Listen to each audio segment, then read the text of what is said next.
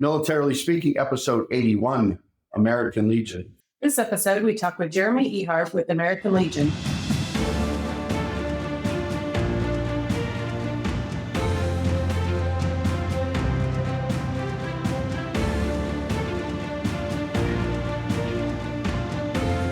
Welcome to Militarily Speaking. This is Tom McLean and Jodi Vickery at Armed Forces Bank. I'm the military retail executive for the company, and Jodi, newly installed Chief Digital Officer. At what point does it not have the new moniker on it? 18 years. Because speaking of 18 years. Today is Tom's work anniversary, y'all. 18 years. So, Jeremy, I've lived in Kansas City since 2018. But I'm a Floridian and a Chicagoan. But man, when the Chiefs start winning, I started jumping the bandwagon. I did that with the Royals too early on. What's that for, Tom? Well, you're welcome to join our fan club. Oh, there's room in it? There's always room. There's always room. Okay. I should start saying I've been a Royals fan and a Chiefs fan since I was a little kid. That's all right. Yeah. So again, we talked about no tangents today, Tom, and here we are 30 seconds in, and I'll keep going. Again, welcome to our show. We're excited to have you listening and learning about our guest, Jeremy Eheart. Jeremy, I do want to take just a moment and share with our audience a little bit of your bio. So bear with me. This is all. You're going to share all of your bio. I am. I'm not going to edit it, alter it in any way. So hopefully what Tom gave me is true. And he didn't just make one up. Jeremy will fact check it. Yes, as he should. So Jeremy was born and raised in Kansas, graduating from Hutchinson High in 1998. He joined the United States Marine Corps Delayed Entry Program shortly after our nation was attacked on 9/11. He left for boot camp April 15th, 2002, and his first duty station was to 2F1, an anti-terrorism unit in Yorktown, Virginia. He spent the first part of 2004 deployed, and he visited 4 other countries and several Pacific islands before eventually ending back in Virginia. In October of 2004, a training mission was held in California, which included his unit, and the DOE, another government agency. It was here that he suffered an injury that would change the course of his life forever. Instead of spending a career in the military, he would now be recovering from burns to over 70% of his body in San Antonio at Brooke Army Medical Center. After more than 5 months in the hospital and over 40 surgeries, he is finally released and allowed to continue his physical and occupational rehab as an outpatient.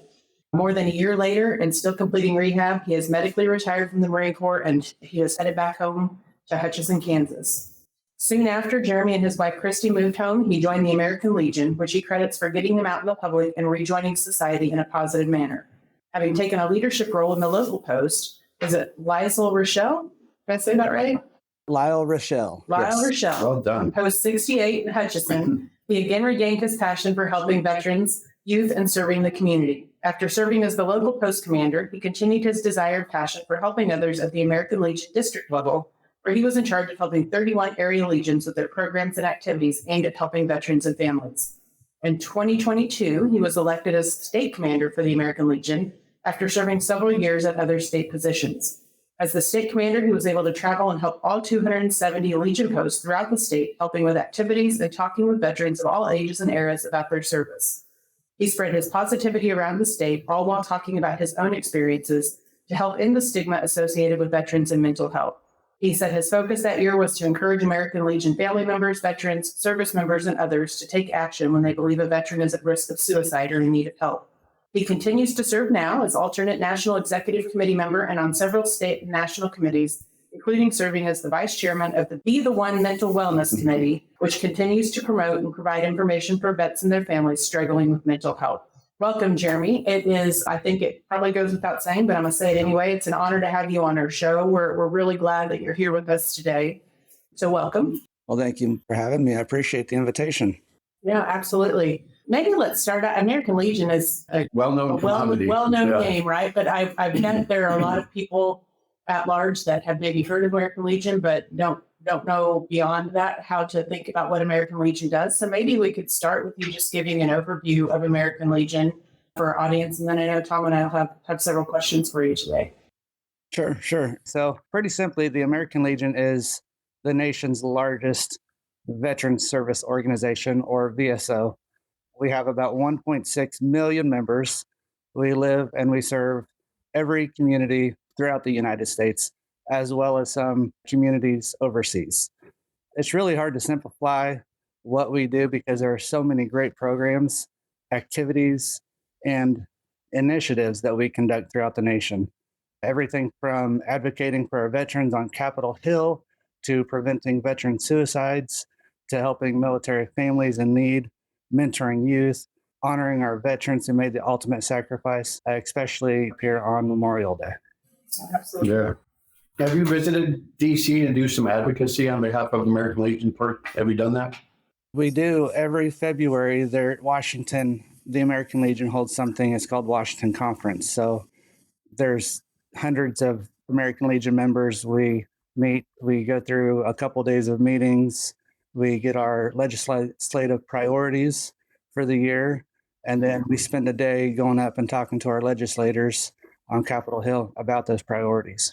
And Jeremy, we've had a lot of podcast guests over the years doing this and looking at your 2025 legislative priorities, especially of improving access to community care, ending veteran homelessness, and just the veteran suicide prevention that you mentioned too, is that it aligns with a lot of our guests over the years with our podcast, that there are a lot of great organizations like American Legion that are doing good things to tackle some of the issues, including food insecurity, mental health, wellness, and a plethora of issues that we've had guests talk about and the resources available. So this ties in really nicely with your overall motto of Veterans Strengthening America. That makes it pretty cool to have you here with us today.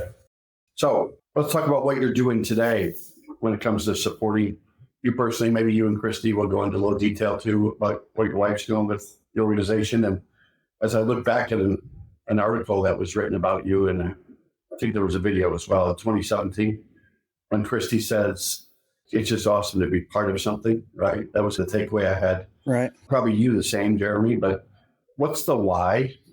You answer that probably, but the why is about why you support the organization. But talk about what your everyday life role is within the largest VSO in the world. 2017, boy, you brought that up, and that seems like so long ago now. No, 8 years ago. Yesterday and today all at the same time. All at the same time, you're right. Kind of like Tom's 18 years. My why, and I appreciate you guys asking that, and I like that you guys ask your guests that, because everybody's why is just a little bit different. And my why, I guess, is broadened a little bit. But initially, when I got out of the Marine Corps, going from service where you woke up every single day and you knew what your objective was, you had a task every day, you were clear what it was, and you could complete that task. And then one day you get out and you have no objective. You're kind of lost. So that was one thing. You just felt you had no direction all of a sudden in life, especially out of the hospital. You know exactly what your occupational therapy or physical therapy is for the day, you know what your goal is, and you get out and you're kind of, what do I do? There was really no transition period coming out of the hospital. So that was one. And then of course you miss that camaraderie, you miss your people where you're a veteran first. And when I got out of the hospital, I was always a burn patient first, or I was injured first and a person second. So when I first stepped into the Legion, it's the first time in a while that I felt like a veteran first and a burn survivor or burn patient second. And I had a sense of purpose. They introduced a lot of programs. I actually became an American Legion writer, and that was my purpose. So it was nice to have a purpose and nice to have people again that I was comfortable around, that I could feel like a veteran again. So that was my why when I initially first joined. And like I said, it's broadened, and I've got some great mentors, got some great teachers, got some great friends here in Kansas, and they've taught me really what it means to continue service after service. So it's broadened beyond myself now, and I really appreciate serving veterans, serving my community now a whole lot more than I ever thought I would 18 years ago when I first signed up to be a member. That's such a common theme. I mean, my husband served as well for 20 plus years, and you do miss that. I mean, it's all about that connection that you have with your unit, and then you get out and you don't have that. And I think it's wonderful that you found that with the American Legion. You mentioned that there are so many programs, I think, as part of that. Yeah. Are there some that you were just naturally gravitated towards that are ones that you find yourself most passionate about? I mean, not to not to diminish in any way all of the numerous things that the American Legion does, but are there some that you're just personally drawn to based on your life experience? Sure. There's a couple that I could talk about actually, and they're really, of course, meaningful to me. Of course, they both kind of deal with mental health just because I've had some issues and some struggles with that. But we know that veterans struggle with that every day. So, especially when they leave service, often they lack kind of purpose and direction, kind of like what I went into. And I was very fortunate to find my purpose in the American Legion. But those who have not yet found their purpose, they are more likely to have feelings of depression, anxiety, and sometimes even suicidal ideation. So the American Legion, they started to be the one mission, and it's credited with preventing veterans and service members from being lost to suicide. So we are constantly raising awareness that it's okay not to be okay. And we are encouraging any veteran in crisis to seek the help they need.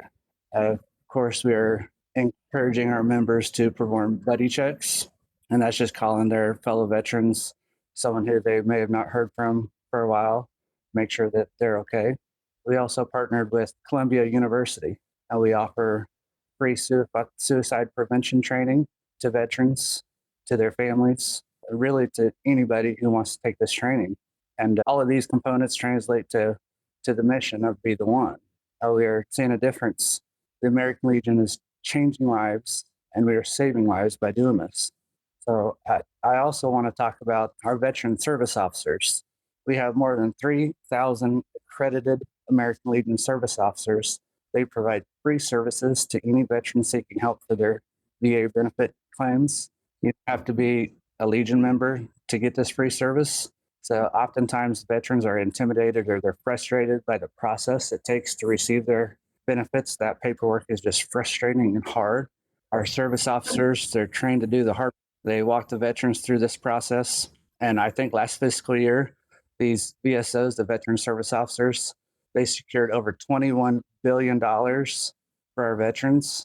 And again, that's a free service. It doesn't cost anything for these veterans to talk to our VSOs. So that's just two great programs that we offer.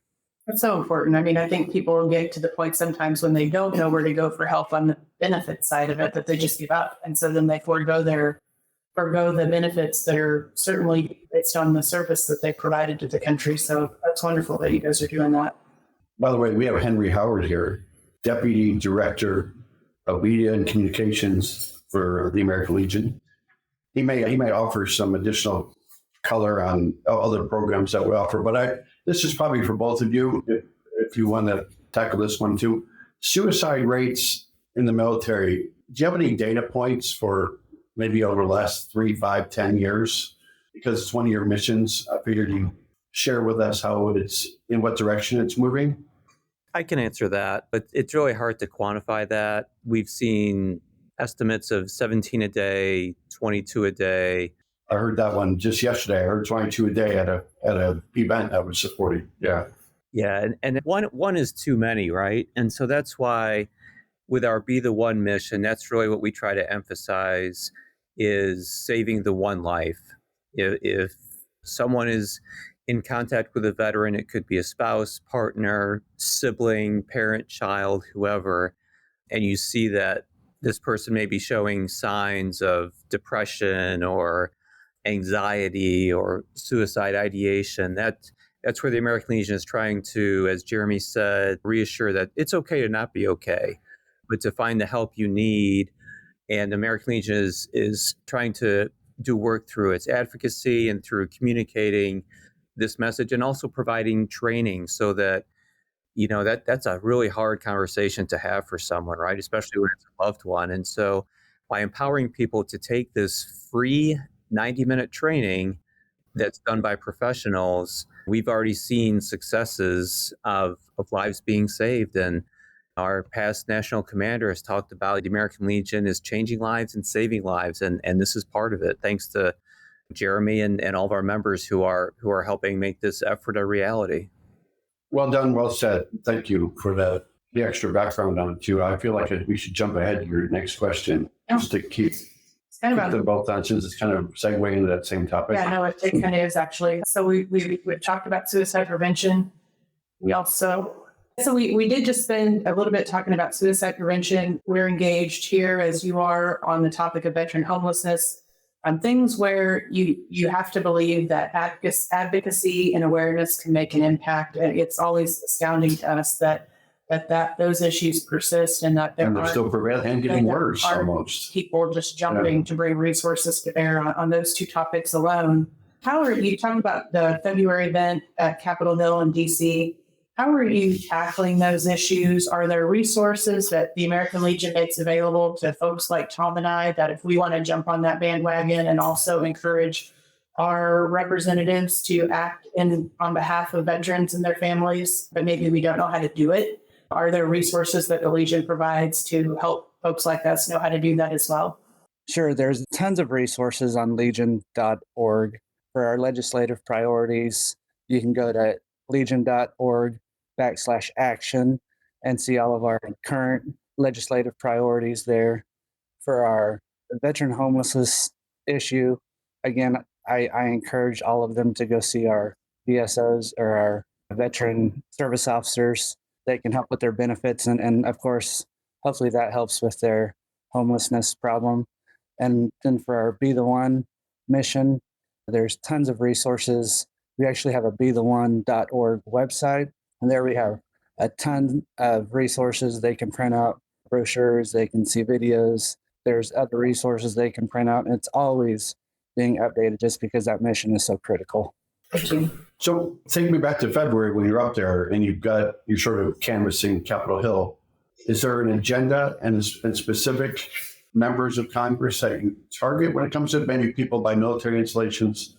And you don't have to go into a lot of detail on that, Jeremy. Just curious about what agenda do you take there and how do you know you're being well received so they can help take action with you? As a military spouse, I understand how unpredictable life can be. Whether it's a PCS move or just everyday expenses, money can be tight. That's why it's so important to have a checking account that works for you. Armed Forces Bank offers our Access Freedom checking accounts designed with military families in mind. If you're looking for no monthly fees, early military pay, and no fee access to over 38,000 ATMs nationwide, we've got you covered. Plus, with our user-friendly mobile app, managing your money is a breeze, no matter where you're stationed. And with about 75% of our team affiliated with the military, Armed Forces Bank really understands the challenges faced by the military and their families. We've been supporting military families for over 100 years, so you know we'll always have your back. If you're ready for a checking account that's as flexible as you are, head over to afbank.com or visit a branch near you. Armed Forces Bank, serving those who serve. Member FDIC, $25 opening deposit and e-statements required. Direct deposit required for early military pay. Closing new accounts within 90 days of opening will result in a $25 early closure fee. Message and data rates charged by your mobile phone carrier may apply. Sure. So actually, every state meets there. So we have about 10 or 12 people from the Department of Kansas. And we go through that priority list and we pick out what is most important to our department or what we think is most important to us. So we take about 5 or 6 of those priorities and we meet with our legislators, our congressmen and our senators, and we touch on those priorities. And I would assume that every department does about the same. So that way, communitively, we hit on all of those priorities. Common message, common mission. Yep. I'm going to combine a couple of questions here about how people can get involved and support the American Legion, but also there are a lot of ways to join the American Legion, like join for community, join for a voice in our nation's capital, join for families, join for benefits. So talk about maybe just a message you want to give to our audience about, it's almost ways to volunteer, ways to give back, but ways to join. But it seems like no matter how you want to support the American Legion, there is a way to do that in a meaningful way. There is, absolutely. So I was fortunate. When I came back, I had no interest in joining. I'll be honest, I had no interest in joining. And luckily somebody asked me to join. They convinced me to go to my local post. And I sat in a meeting and I joined that night. So if you are a member, you need to start asking people, because unless they're asked, sometimes they're not going to join. So I would first say, if you're a member, start asking people that you know that if they can belong, to belong. Secondly, if you are a veteran and you've thought about joining, just go to a local post especially if you're interested in helping a youth program, if you're helping your community somehow, just walk in your local post, let them know that you're a veteran, that you want to join, that you want to help some specific program, and try and get involved. And I'll also say that if you walk in and you don't like the vibe of the place, you don't think it's a good fit, most communities have a couple posts, or there's usually a post close. Find a different post. And then if you can't find a local post, you can go to legion.org, and there's a tab where you can find a local post. So there's always resources to do that also. Find a post, walk in and be active. Here's a trivia question, which is probably for Henry too, right? How many posts are there outside either the military or in communities around the country? And again, there might be gaps for you now, or there might not be one. It might be a population issue or just a geographic concentration issue of availability. But I got to believe it's more than 10, right? Round up, Tom. More than 1,000. Is there a number out there? I mean, if they're everywhere, if there's one or two in every community, then people can find you. We have roughly 12,000 posts. How close I was? Yeah. 10 is not close, Tom. But you didn't go to 1,000. It was edited out. Well, already. 1,000 is also not No, close. 10,000. Yes. Yeah. All right. So 12,000. There's the number. I'm going to bring forward a question I was going to ask later, but it ties right into this topic. So that's a way to encourage veterans to join and to serve and to be a part of American Legion. Are there ways for just generally patriotic Americans to help support the American Legion that might not be veterans, but they want to give back, they want to support that veteran community? Are there ways for them to do that through the American Legion? Absolutely. We have volunteers at our post. You don't have to be a member to be patriotic. You don't have to be a member to help your community. There's always programs. The American Legion's always seeking support. And if you just want to help, if you want to be patriotic, if you want to walk in a parade, go walk into an American Legion post and ask how you can help. I love that. I think there are a lot of good-spirited people in the world. I'm still maybe a little Pollyanna in my beliefs there, but I believe that there are. More often than not, though, it's just getting the word out there. Yeah. It's how people find information. And Agreed. once they do, they give it their all. The American Legion is celebrating its 100th year.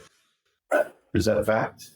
100th year? Has it been around that long? I didn't think I'd been playing baseball that long, but man, congratulations on that. So let's talk about American Legion and the baseball aspect of it, right?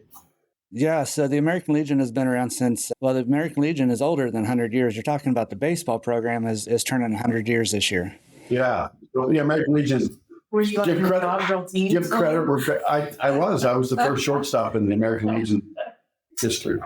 But yeah, 100 years you're celebrating for the baseball, right? Yes. So talk about that and talk about why it's so successful. Sure. So like I said, the baseball program started 100 years ago. It started in Millbank, South Dakota. And they started in July this year, 100 years ago. So throughout the years, there's been tens of thousands of teams that have played American Legion baseball. We had an American Legion baseball team right here in Hutchinson, Kansas when I was growing up. Many have played throughout the years, and many of those have went on to play in the American Legion major leagues.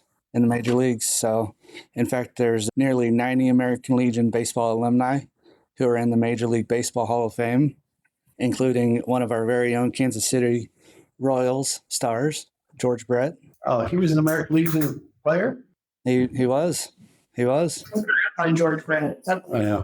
Like when I first started Yeah, watching. but we only remember one thing about him. Pine tar. Yeah, when he runs out of the dugout because he's just an angry man. Yeah, it was a cool clip. Yeah. He's such a good player, and it's so sad that that's the only thing that we remember about George Brett was the pine tar. But yeah, that's true. That's not very I good. only wanted watching when I was a kid. My parents always got tickets from their work, so yeah. And he's still active with baseball. So, yeah. There's some current players that are still playing that are alumni also. Jacob deGrom, Bryce Harper, Justin Verlander. There's several others. So your homework, Tom, is to find out if there are any of your beloved Cubs that used to. Yeah. Jeremy, are there any Cubs? You know, if I knew that you were a Cubs fan, I would have done my research before this. All right, well, It's good for Tom to have to do that though, because it'll keep him busy for No, I'm 3 or 4 hours. I'm punting. I'm giving it back to Jeremy or Henry. to find out if there's any cub along. I have a good one for you. Go. Ryan Sandberg. Yeah. I have 3 jerseys and 6 autographs from him. Yeah. And my brother, the sports writer, did a feature story on him years ago too. So Cool. Kevin Bacon was not there. I I know. A little teary-eyed because of that. Yeah.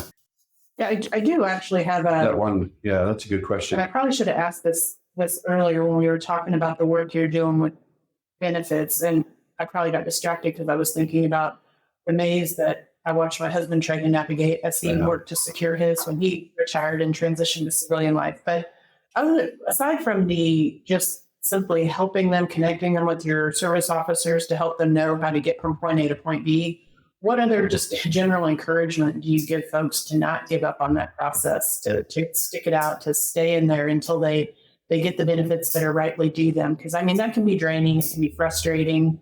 So what words of encouragement or advice might you give somebody who's in the midst of that right now, other than, of course, connect with the VSO through American Legion to help navigate those waters? But what's your message of stick to it? It's worth it for them. Well, stick to it. It's worth it. No, I think that's where the camaraderie and the brotherhood really comes in. We call it buddy checks. It's part of the Be the One mission. Just be there to talk with them. Sometimes it's just you have to be that shoulder for them to cry on or vent to or open up with. And sometimes that's part of what they need too, is they just need someone who has similar experiences to vent to. And sometimes that ventilation or that frustration, that sitting there talking to somebody, that'll get them through a rough time while they're waiting for the paperwork to get through, or while they're waiting for an opportunity to open up. So if nothing else, just be there and support them, and support them with camaraderie, if nothing else. Yeah, I think that maybe encourage them to have confidence that the process will eventually play out perhaps as it should. I know I've heard folks talk about they're removed from their transition out of service, that they got certain benefits, maybe they got disability benefits, and they have discovered certain other ailments that might cause them to be eligible for more, but they're honestly afraid to go back and try to work through that for fear that what they do have will be diminished or taken away. And so I think just having expertise like the American Legion provides to help guide them through that is so important.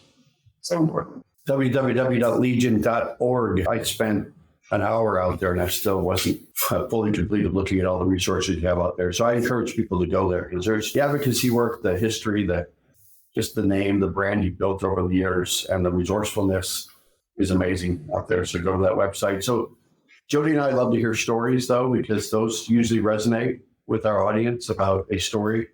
Since you've been supporting and active with the American Legion, Jeremy, is there a story or two that comes to mind that where it helps advance the mission of that, or just something personally that you want to tell our audience? Sure. And I think the biggest story that comes to mind is, and I'll tell it from, I guess, my family's point of view, but it's probably my personal story. And I don't know if that sounds self-serving or not, but yeah. So I will tell you the story and from my family's perspective, if that's okay. Perfect. Okay. Yeah. So you kind of read it in my bio, but very quickly I graduated in 98, didn't really have direction in my life. And in a roundabout way, several years after high school, I ended up joining the Marine Corps after 9/11. Actually went in 2002 on tax day, went in anticipating a career in the Marine Corps. That was not my plan to have, and somebody else had a different plan for me. So October 28th of 2004, I was injured. That was 5 days after my 25th birthday. So that was a great birthday present for turning 25.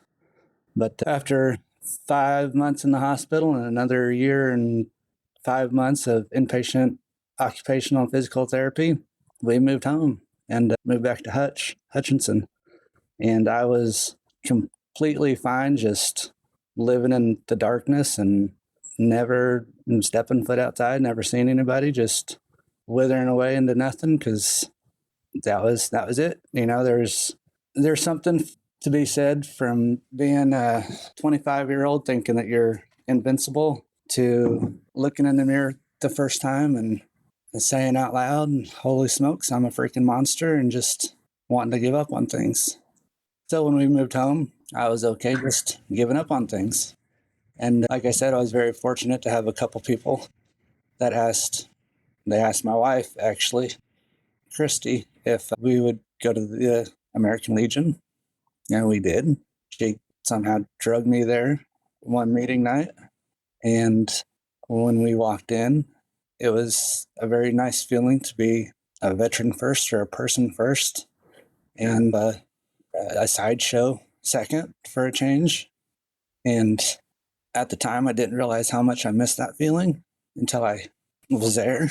Well, it was the right time, wasn't it? It was definitely the right time. You know, if it was 16, 18 months later and you found it, thank goodness, right? Somebody was looking out for me. Yeah. But yeah, we joined that night, and the rest is history. So it was definitely the right time. You said that correctly. Seems like it was such a goodness that you found them. And I think hearing all the good work that you're doing for the American Legion, I think it's their good fortune that they found you as well. It's almost like it was just calling once you walked in those doors, right? That he's going to spread the word and support and save some lives in the same breath.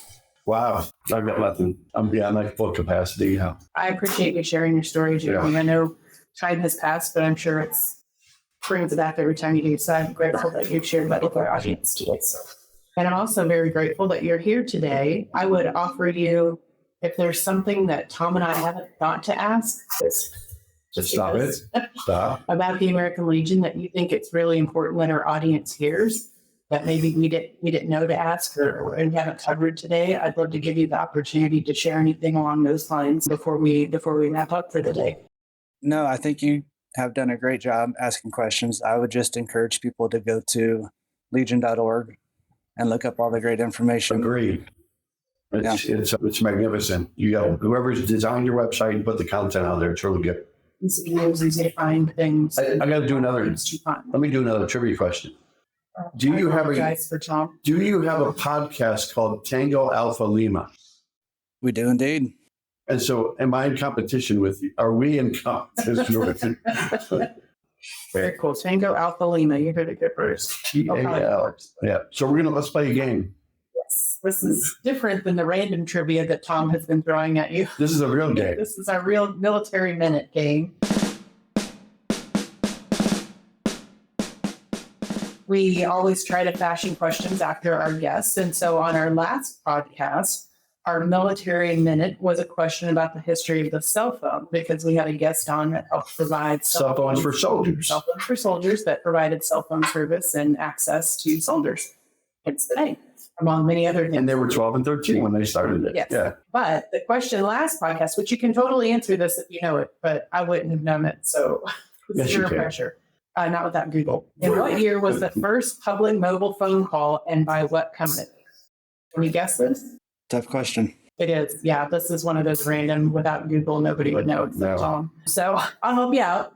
It was 1973. So predates me, barely. And the company. La, la, la, la, la. La, la, la, la. I was in American Legion at the time. Yeah. You were in the I baseball. was playing shortstop. Shortstop, Yes. yeah. 1973 by Motorola. So if you were in our audience and that was your awesome answer last time, watch for your name to be announced as the winner of $50 for yourself and $50 to a charity of your choice. And then fast forward to this week's Military Minute. Now, neither of you can answer this because you very likely could know it. I'm going to say both of them know it. Probably, but if they do, they can't answer. And this week's Military Minute takes us to a question about the American Legion, oddly enough. Which president's son started the American Legion in 1919? Everybody's nodding and smiling, so our guests are well versed in their history. So I did the math on that, right? They've been around longer than the American Legion baseball. Well, Right. Good job, Tom. Isn't that awesome? Good job. So if you know that answer, which president's son started the American Legion in 1919? When this podcast drops, make sure you comment your correct answer. Don't give us a bad answer. Give us your correct answer. And then after that, you also could be the lucky winner of $50 for yourself or $50 for a charity of your choice. And there you have it. Thank you, Jeremy. Yes. Thank you also, Henry, for joining. We appreciate all the good stories, good work that you're doing. And we thank you for your service more Most and more. definitely. Most definitely. Can't say it any more than that because words will never describe how we feel about what you've done for our country. So thank you, Jeremy. Thank you both. Appreciate it. If you've enjoyed today's episode, go to afbank.com, subscribe to this show. Since Jeremy knows where our podcast is available, it's on Apple Podcasts, Spotify, and YouTube. It's been a great experience with you. So thank you.